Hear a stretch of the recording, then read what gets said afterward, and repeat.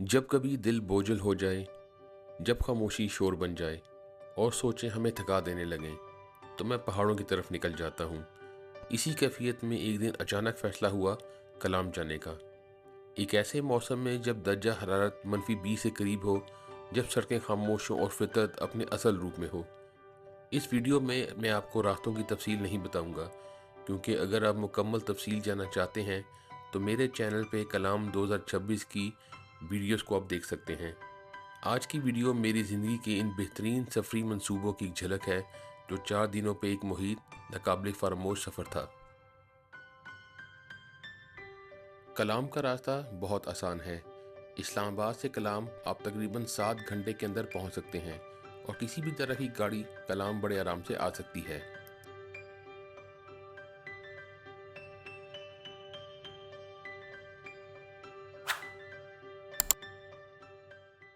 कुछ जगहें सिर्फ देखी नहीं जाती बल्कि महसूस की जाती हैं। कलाम कोई मुकाम नहीं बल्कि एक कैफियत है, जहां आसमान करीब और ज़मीन खामोश हो जाती है।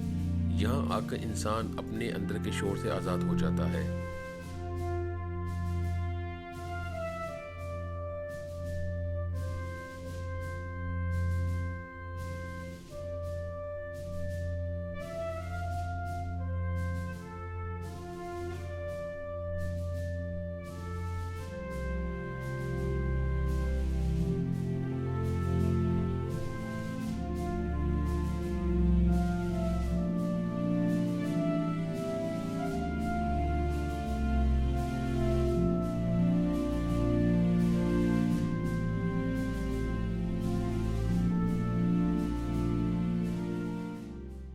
कलाम पहुंचकर कुछ दिन हमने आराम किया और फिर हम रवाना हुए ब्लू वाटर की तरफ। ये जगह गर्मियों में अपने नीले पानी की वजह से मशहूर है, मगर सर्दियों में ये ख्वाब बन जाती है। बर्फ से ढके दरख्त, सफ़ेद चादर ओढ़े पहाड़ और एक ऐसी खामोशी जो दिल तक उतर जाती है। शायद आपको मेरी बात का यकीन ना आए, तो चलिए आप अपनी आंखों से ब्लू वाटर का एक खूबसूरत नज़ारा करें।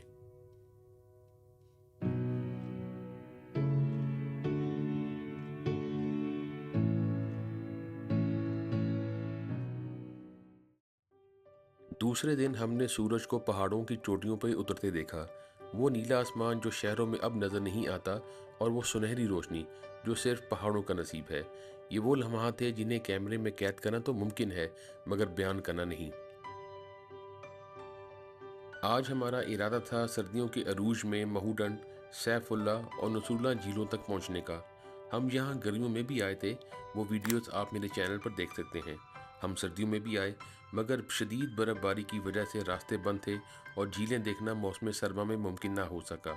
इस बार हम इसी शदीद मौसम में इन झीलों की खूबसूरती देखना चाहते हैं, जहाँ झीलें जुज़वी तौर पर जम चुकी होती हैं और किसी भी लम्हे रास्ते दोबारा बंद हो सकते हैं।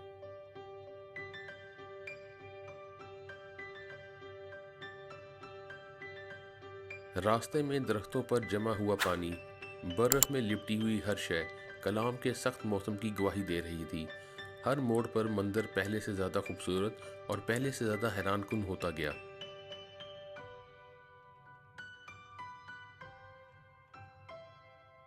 हर कदम और हर मोड़ पर एक नया नज़ारा आपका मुंतज़र होता है, और आपको अपने अंदर एक नई रूह उतरती महसूस होती है, और आप नेचर से टन बाय टन कनेक्ट होते जाते हैं।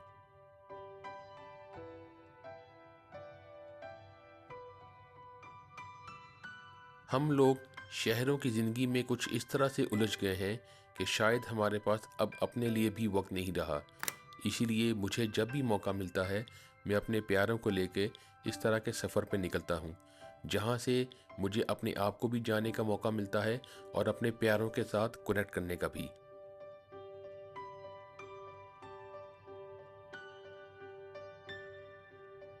दरिया का बहता पानी हमें इस बात की तरगीब देता है कि ज़िंदगी आगे बढ़ने का नाम है।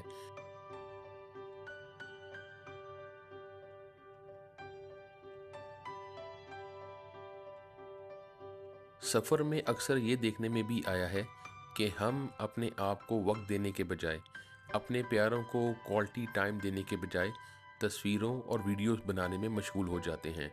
मेरी आपको एडवाइस है कि इस तरह की जगहों पे आके आप अपने आप को भी वक्त दें और अपने प्यारों के साथ क्वालिटी टाइम भी स्पेंड करें।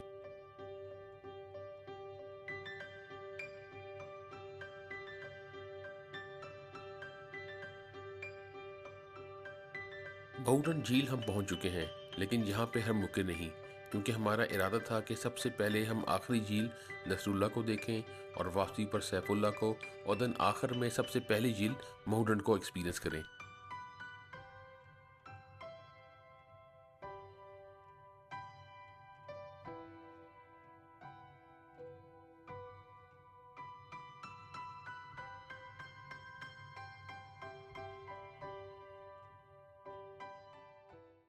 नसरुल्ला झील पर पहुंचकर हमने क्या देखा कि चारों तरफ बर्फ ही बर्फ थी। झील बर्फ से ढकी हुई थी और जुज़वी तौर पर मुंजमद हो चुकी थी, और इर्द गिर्द का मंजर अल्फाज से बाहर था। यहाँ कोई सहूलत नहीं, कोई शोर नहीं, बस फितरत अपनी मुकम्मल अज़मत के साथ खड़ी नजर आती है।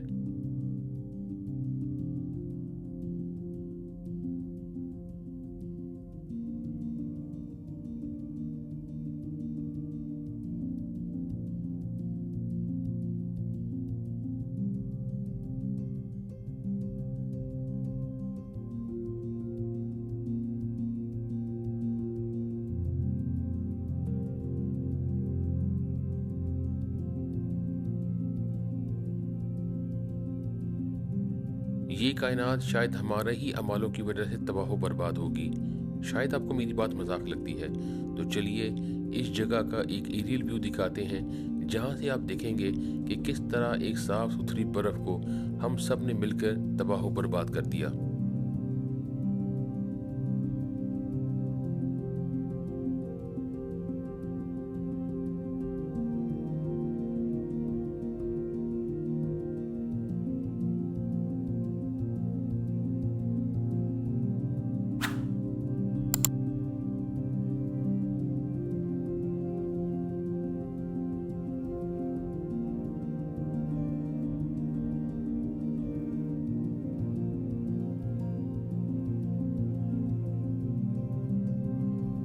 एक बहुत ही बेहतरीन वक्त गुजारने के बाद अब हम चल पड़े हैं सैफुल्ला झील की तरफ।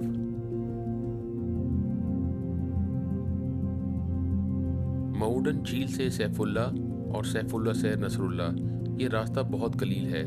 आप 10 से 15 मिनट की ड्राइव के बाद इन तीनों झीलों को एक ही दिन में बड़े आराम से देख सकते हैं।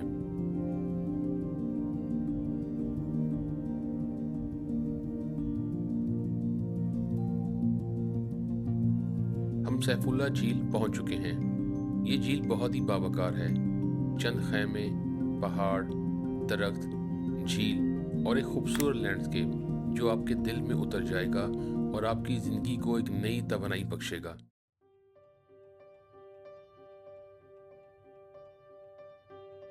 अगर आप मुझसे मेरी ज़ाती राय लेंगे तो गर्मियों के मौसम में सैफुल्ला को मैं ज़्यादा प्रेफरेंस देता हूँ, क्योंकि यहाँ पे आपको एक महदूद सहूलियात के साथ पुरसकून माहौल मुयसर होता है। इस जगह की खूबसूरती में जो चीज़ें चार चांद लगाती हैं, उसमें से एक यहाँ के लोगों का हुस्न इखलाक है। लोग बहुत हेल्पफुल हैं और यहाँ की खूबसूरती के साथ उनका हुस्न इखलाक आपका मज़ा दुबाला कर देगा।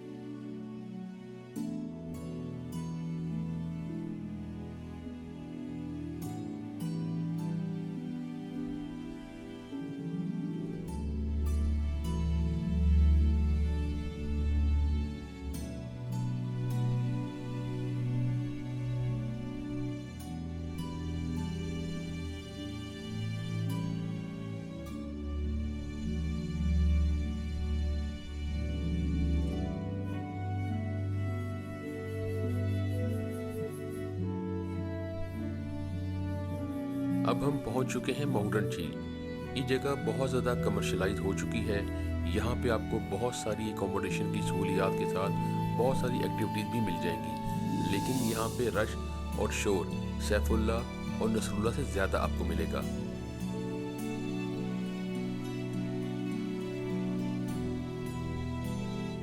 महूडन झील तक किसी भी तरह की गाड़ी बड़ी आसानी से आ सकती है क्योंकि सड़कों की हालत अब बेहतर हो चुकी है, लेकिन इसके बाद सैफुल्लाह और नसरुल्लाह जाने के लिए या तो पैदल सफ़र करना पड़ता है या फिर जीप पर।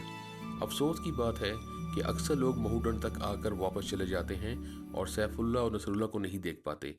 महूडन में सहूलियात तो बहुत ज़्यादा हैं, रिहाइश भी मिलेगी, सरगर्मियाँ भी मिलेगी और रश भी, मगर मेरी ज़ाती राय में सैफुल्लाह इससे कहीं ज़्यादा खूबसूरत है।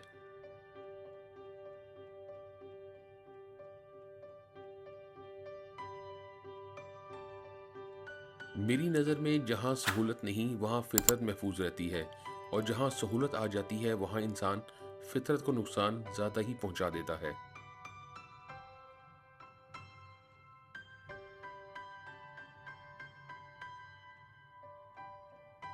इस तरह के सफ़र आपको एस्केप रूट प्रोवाइड करते हैं ताकि आप परेशानियों से निकलकर थोड़ा सा रिलैक्स हो सकें। आपके सामने एक मुंजमद आबशार भी नज़र आ रही होगी। यहाँ से आप अंदाज़ा लगाएं कि इस जगह पर कितनी शदीद सर्दी होगी।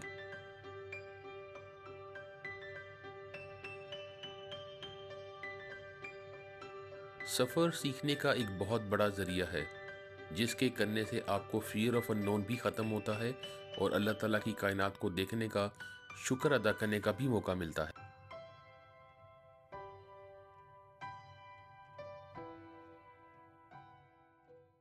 हमारे टूर का तीसरा दिन और आज का चैलेंज है शाही बाग का। इंतहाई शदीद मौसम की वजह से कोई भी ड्राइवर वहां जाने को तैयार नहीं था। बड़ी मुश्किल और तगो-दो से हमने ड्राइवर को तलाश करके राजी किया जो ये ख़तरा लेने को तैयार हुआ। रास्ता ख़राब था, जगह जगह लैंडस्लाइड और ऊपर से आसमान थी गिरती बर्फ़। पूरे रास्ते में हमने किसी को भी नहीं देखा। हमने जाने से पहले 2 मुकामी अफराद को साथ रखा जो किसी भी हंगामी सूरत हाल में मदद कर सकें और अगर हम शाही बाग पहुँच जाएं तो खाने का बंदोबस्त भी कर सकें। अगर आप डे बाय डे मेरे सफ़र की तफसील से रुदात जानना चाहते हैं तो मेरे चैनल पे मौजूद कलाम 2026 की विंटर सीरीज़ को देखना मत भूलिएगा, जहाँ पे हर तरह की मालूमात आपको दी जाएंगी और जिससे आप अपने सफ़र को एक बेहतर अंदाज से प्लान कर पाएंगे। रिश्ते एतमाद की बेसिस पर आगे बढ़ते हैं। यही हाल कुछ मेरा आपके साथ है। मैं अपने तमाम ट्रैवल वीडियोस में पूरे नेक नीति और ज़िम्मेदारी के साथ चीज़ें आप तक पहुंचाता हूं ताकि इससे आप सबक भी हासिल कर सकें और अगर आप अपना सफ़र प्लान करना चाहें तो ये मालूमात आपके लिए फ़ायदेमंद साबित हो सकें। कभी कभी फितरत इतनी हसीन हो जाती है कि उसके लिए अल्फाज नाकाफ़ी हो जाते हैं।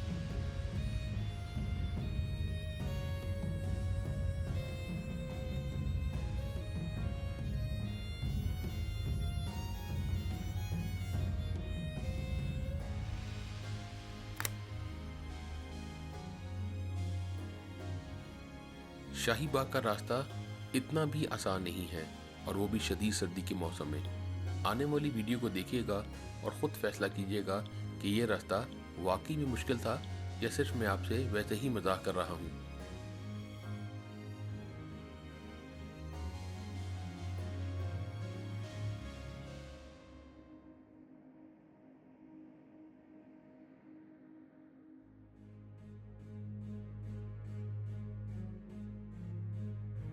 इस पुल तक सफ़र फिर भी कुछ बेहतर था, लेकिन इस पुल से उल्टे हाथ मुड़ने के बाद सफ़र काफ़ी मुश्किल हो जाता है।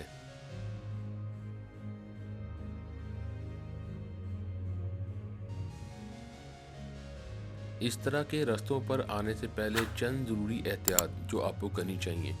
सबसे पहले आपके पास एक ऐसी जीप होनी चाहिए जो मुकम्मल तौर पर फिट हो, जिसकी ब्रेक ठीक हो, जिसके पास स्पेयर टायर और स्नो चेन मौजूद हो, और ड्राइवर को इस तरह के रास्तों पर आने का खातर खा तजर्बा भी होना चाहिए। इसके अलावा ज़रूरी अद्वियात, खाने पीने का सामान, रेड कोट, ट्रैकिंग और वाटर प्रूफ शूज़ भी आपके पास होने चाहिए।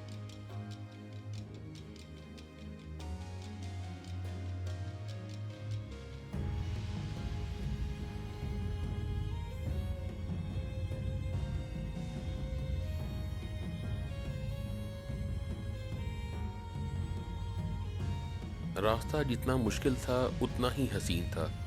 हर मोड़ पर एक नया नज़ारा, एक नया लैंडस्केप आपकी आंखों को खीरा कर देता है।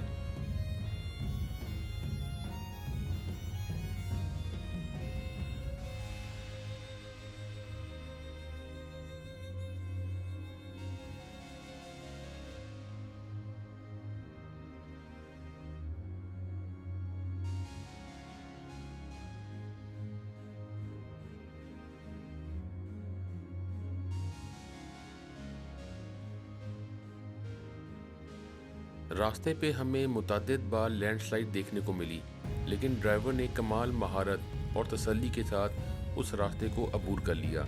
हमारे साथ जो दो लड़के मौजूद थे वो बड़े हेल्पफुल साबित हुए हमें इस तरह की जगहों में मदद फराहम करने के लिए।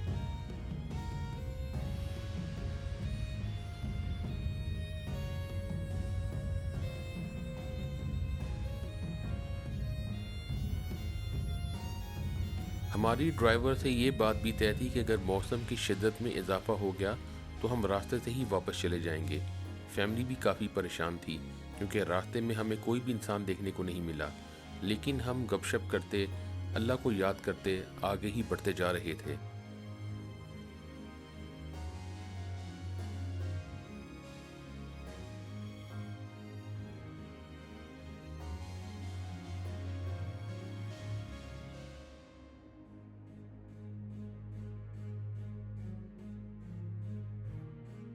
हमारी पूरी कोशिश थी कि सर्दियों के मौसम में हम शाही बाग को देख सकें, लेकिन रास्ते में बहुत सारी मुश्किलात का भी हमें सामना रहा।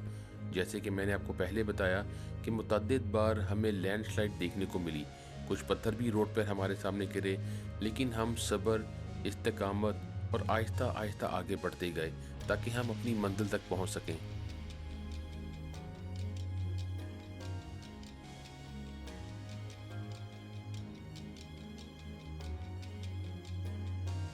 हम जूं-जूं आगे बढ़ते जा रहे थे, स्नोफॉल और मौसम की शिद्दत में भी इजाफा हो रहा था, लेकिन साथ ही साथ खूबसूरती में भी बेहद इजाफा देखने को मिला।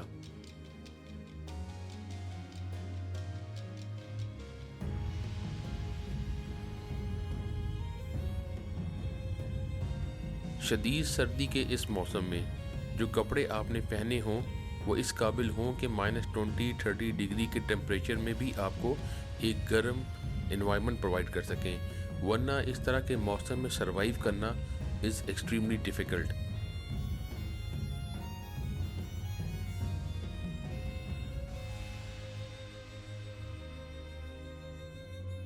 रास्ते की वीडियो शायद आपको लंबी लग रही हो, लेकिन इसको दिखाने का मकसद ये है कि ये इतने हसीन नज़ारे हैं जिसको मैं अवॉइड ही नहीं कर सका कि इसको मैं वीडियो से निकाल दूं। दूसरा इसका मकसद ये था कि मैं रास्ते की मुकम्मल डिटेल आपसे शेयर कर सकूं ताकि आपको अंदाज़ा हो सके कि शाही बाग अगर आपने एक्सट्रीम सर्दियों में जाना है तो ये रास्ता देखने में कैसे लगता है।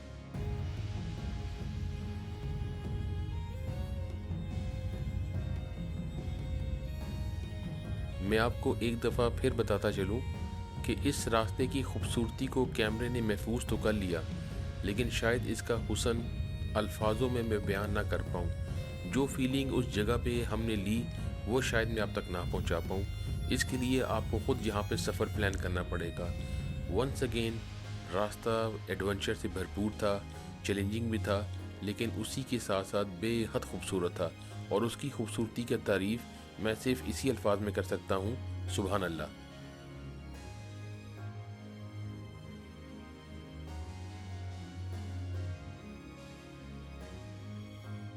हम थोड़ी ही देर में शाही बाग पहुँचने वाले हैं। वहाँ जाकर मैं कुछ ऐसे मनाज़र आपको दिखाऊंगा जो मुझे उम्मीद है इससे पहले आपकी आंखों से नहीं गुजरे होंगे। तो स्टे ट्यून, वीडियो अभी बाकी है।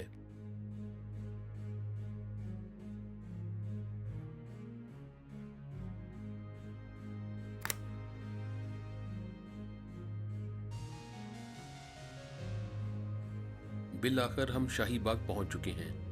ये ऐसी जगह है जहां खामोशी भी इबादत लगती है। यहाँ पहुंचने के बाद सफ़र का हर खौफ, हर तकन खुद ब खुद ख़त्म हो गई। बर्फ़, पहाड़ और एक ऐसी तन्हाई जो आपकी रूह को भी छू लेती है।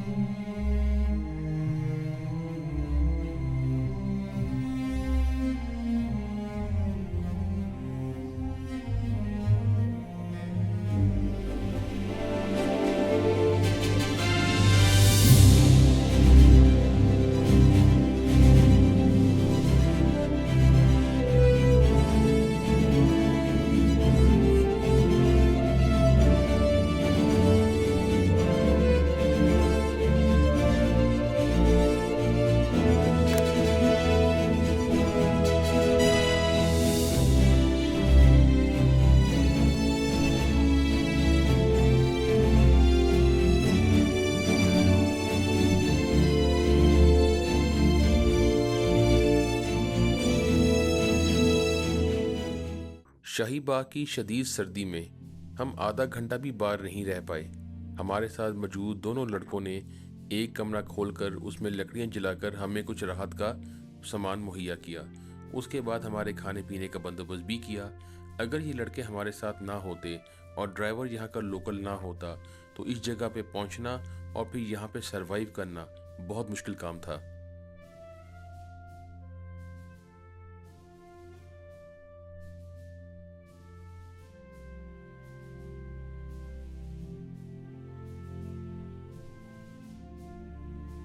शाही बाग में हमने बहुत सारा टाइम स्पेंड किया। तरीका हमने ये अपनाया कि आधा घंटा पौना घंटा बर्फ़ में खेलने के बाद हम वापस कमरे में आके ताज़ा दम होते थे, अपने आप को वार्म करते थे और उसके बाद फिर जाकर हम शाही बाग के खूबसूरती को एंजॉय करते थे। वक्तन फ़वक्तन बर्फ़ पड़ती जा रही थी और बर्फ़ किसी भी तरह रुकने का नाम नहीं ले रही थी। कभी इसकी शिद्दत में इजाफा देखने में आया, कभी इसकी शिद्दत में कमी देखने में आई।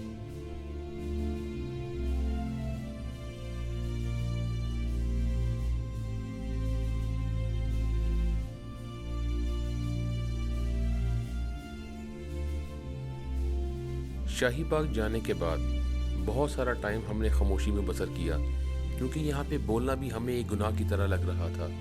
जब आप खामोश होते हैं और कुदरत के नज़ारों को एंजॉय करते हैं तो उसका लुत्फ़ ही कुछ और है।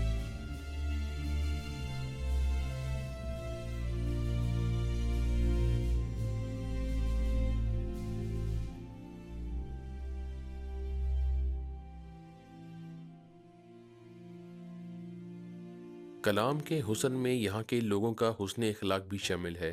ये बात मैंने वीडियो के अंदर आपको बताई थी। यहाँ पे जो लड़के थे उन्होंने हमारा बड़ा ख्याल रखा, मेहमान समझकर हमारी खिदमत की और बहुत ही मुनासिब चार्जेस हमसे लिए।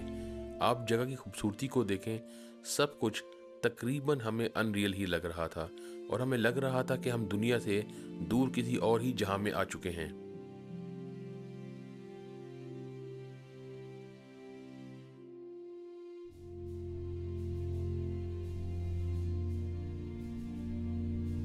बहुत सारे टूरिस्ट शाही बाग के इसी पॉइंट को एंजॉय करके यहीं से वापस चले जाते हैं। मैं रिकमेंड करूंगा कि शाही बाग जगह तो छोटी है लेकिन इसके इर्द गिर्द बहुत सारी खूबसूरत जगह और भी मौजूद हैं जहां पे बहुत कम लोग जाते हैं। आधे घंटे पौने घंटे की ट्रैकिंग करके, पैदल हाइक करके आप वो जगह भी देख सकते हैं।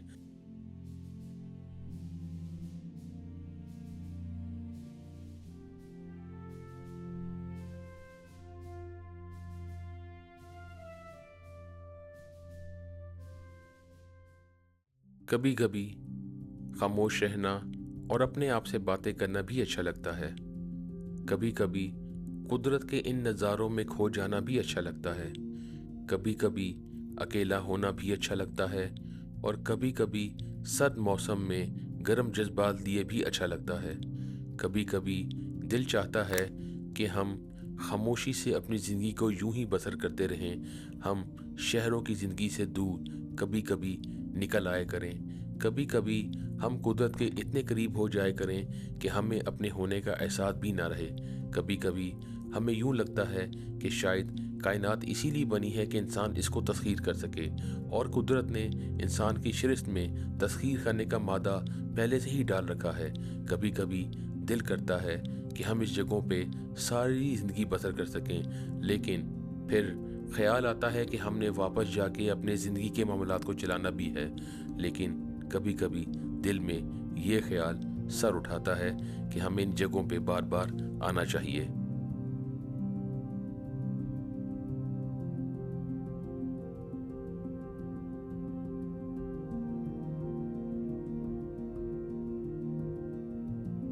जो फैमिली यहाँ पे आने से गुरेज़ां थी और रास्ते में बहुत परेशान थी, यहाँ पे आने के बाद वही फैमिली के मेंबरान मुझे कह रहे थे कि ये हमारी ज़िंदगी के बेहतरीन फ़ैसलों में से था कि हम इस मौसम में इस जगह को आके इसकी खूबसूरती को देख सके।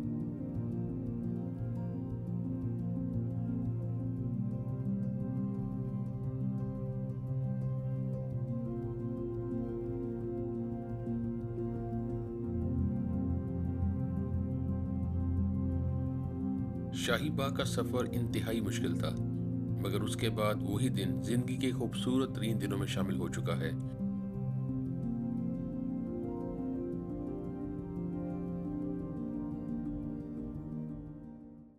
तो ये थे हमारे कलाम में गुजरे 4 दिन। चौथे दिन हमने कलाम से इस्लामाबाद वापसी का रुख किया।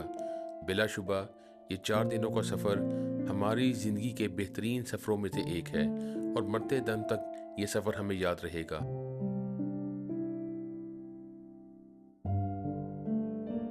तकरीबन 1.5 साल में हम फैमिली के साथ 3 दफ़ा कलाम आ चुके हैं, और हमारा दिल यही करता है कि हम बार बार इस स्विट्ज़रलैंड ऑफ पाकिस्तान को देखने आएं। बहुत सारी ऐसी जगह हैं जो अभी भी अनएक्सप्लोर्ड हैं। कभी वक्त ने परमिट किया, कभी मौका मिला, ये तमाम जगहें घूमेंगे और इसकी रुदात आप तक पहुंचाएंगे। मैं आपको फिर बताता चलूं कि अगर कलाम को मौसम सरमा या मौसम गर्मा में देखना चाहते हैं तो मेरे चैनल पे कलाम की 3 सीरीज़ मौजूद हैं, जिसको देख के आप अंदाज़ा लगा सकते हैं कि यहाँ पे जाने के लिए क्या क्या एहतियात करनी ज़रूरी है, क्या डू एंड डोंट्स हैं, और किस तरह की मालूमात आपके पास होनी चाहिए। इंशाल्लाह जल्द ही किसी और ट्रैवल सीरीज़ में मुलाकात होगी। अपना और अपने प्यारों का बहुत ख्याल रखिएगा। मुझे भी अपनी दुआओं में याद रखिएगा, और अगर आपको मेरी काविश पसंद आई हो तो आप कमेंट सेक्शन में ज़रूर बताइएगा कि मैं अपने कंटेंट को किस तरह मज़ीद बेहतर कर सकता हूँ, और इसमें क्या चीज़ें आपको बेहतर लगी। वो कहते हैं कि travel is not an escape, it is a return to yourself. किसी जगह मैंने और भी पढ़ा था कि some journeys heal what words can not.